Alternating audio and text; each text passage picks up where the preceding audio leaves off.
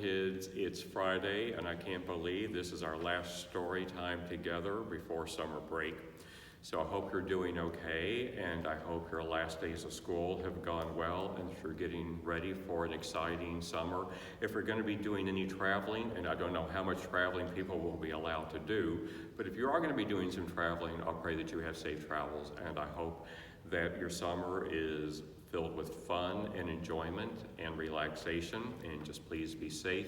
And even though we won't be doing story time or we won't be together, I will always remind people each and every day we need to be kind to one another. Each and every day there's an opportunity to be kind to our brother or sister or a friend or our parents, but there's always something we can do to let people know that we love them and care about them. So I would encourage you each and every day of the summer, simply in prayer, ask Jesus, what can I do today to help another person or to be kind to another person? The last story that I have chosen for this day is called The Legend of the Indian Paintbrush. And I think it's a really good little story, and then when we're done, I'll very simply, in a sentence or two, tell you what I think the moral of the story is. The artwork, again, is incredible. I hope you enjoy it. This is called The Legend of the Indian Paintbrush.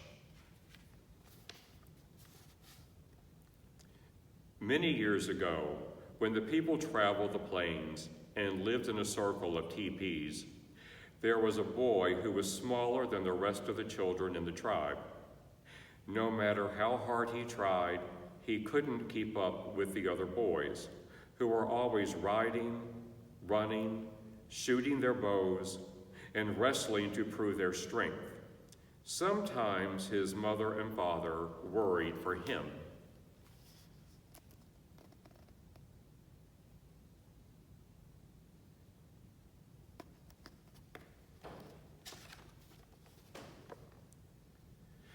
But the boy, who was called Little Gopher, was not without a gift of his own. From an early age, he made toy warriors from scraps of leather and pieces of wood, and he loved to decorate smooth stones with the red juices from berries he found in the hills. The wise shaman of the tribe understood that Little Gopher had a gift that was special. "Do not struggle, Little Gopher. Your path will not be the same as others. They will grow up to be warriors. Your place among the people will be remembered for a different reason."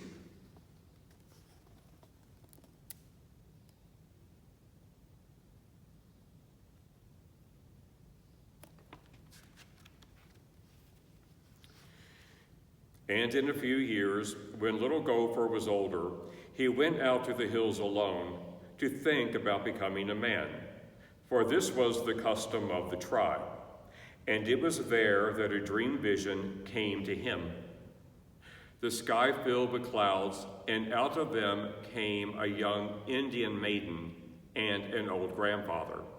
She carried a rolled-up animal skin, and he carried a brush made of fine animal hairs and pots of paint.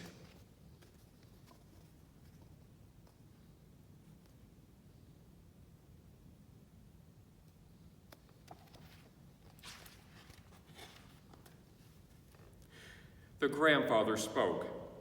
"My son, these are the tools by which you shall become great among your people.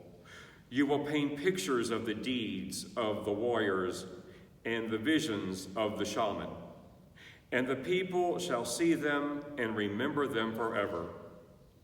The maiden unrolled a pure white buckskin and placed it on the ground. "Find a buckskin as white as this," she told him. "Keep it, and one day you will paint a picture that is as pure as the colors in the evening sky."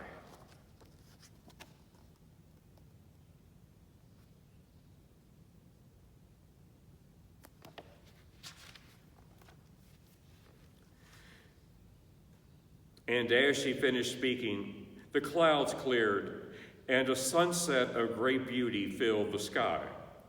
Little Gopher looked at the white buckskin and on it he saw colors as bright and beautiful as those made by the setting sun.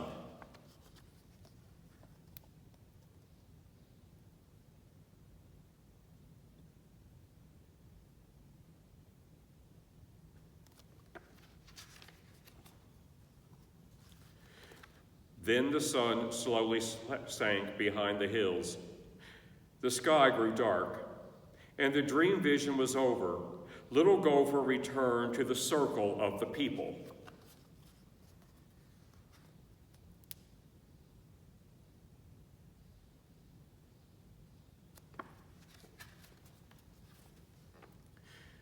The next day he began to make soft brushes from the hairs of different animals and stiff brushes from the hair of the horses' tails. He gathered berries and flowers and rocks of different colors and crushed them to make his paints. He collected the skins of animals which the warriors brought home from their hunts. He stretched the skins on wooden frames and pulled them until they were tight.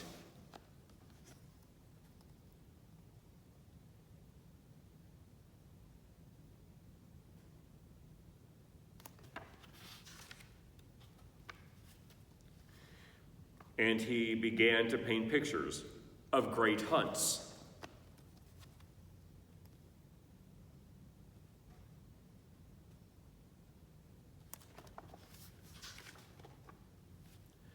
Of great deeds, of great dream visions, so that the people would always remember.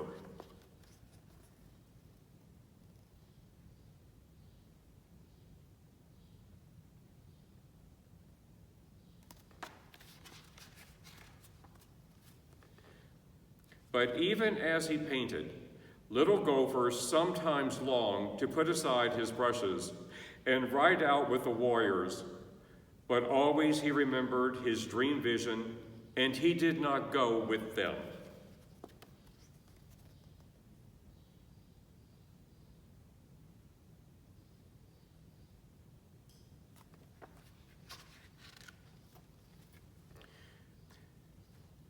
Many months ago, he had found his pure white buckskin, but it remained empty, because he could not find the colors of the sunset. He used the brightest flowers, the reddest berries, and the deepest purples from the rocks, and still his paintings never satisfied him. They looked dull and dark.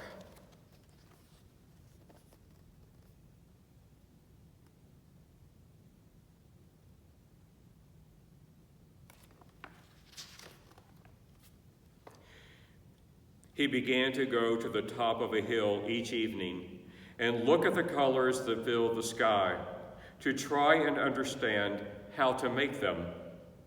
He longed to share the beauty of his dream vision with the people.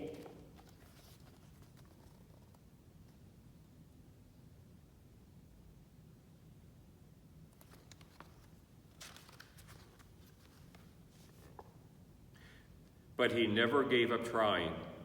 And every morning when he awoke, he took out his brushes and his pots of paints and created the stories of the people with the tools he had.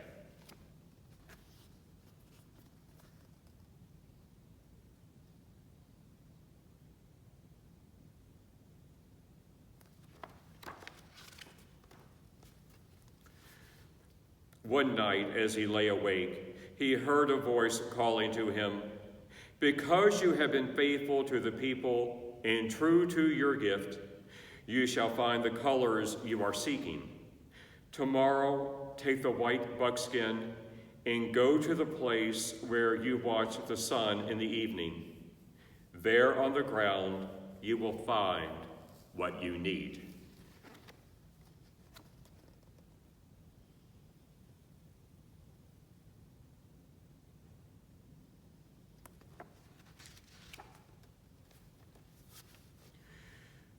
The next evening, as the sun began to go down, Little Gopher put aside his brushes and went to the top of the hill as the colors of the sunset spread across the sky. And there on the ground all around him were brushes filled with paint, each one a color of the sunset. Little Gopher began to paint quickly and surely, using one brush, then another.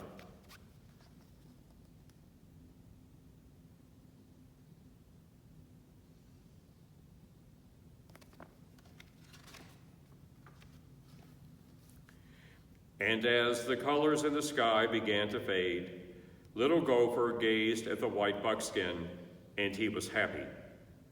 He had found the colors of the sunset. He carried his painting down to the circle of the people, leaving the brushes on the hillside.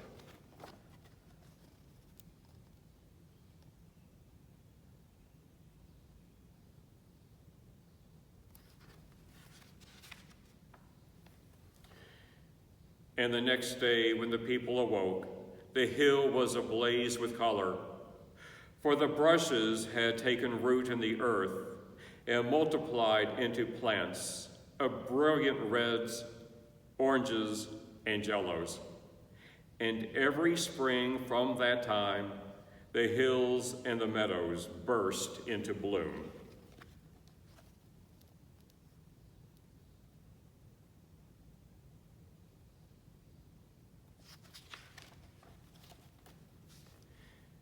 And every spring, the people danced and sang the praises of Little Gopher, who had painted for the people. And the people no longer called him Little Gopher, but he who brought the sunset to the earth.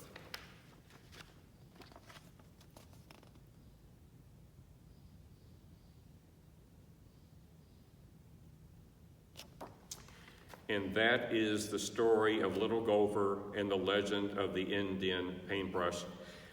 I think one of the things I take away from this story is he wasn't like everybody else. He had his own gifts and his own talents, and that was perfectly okay.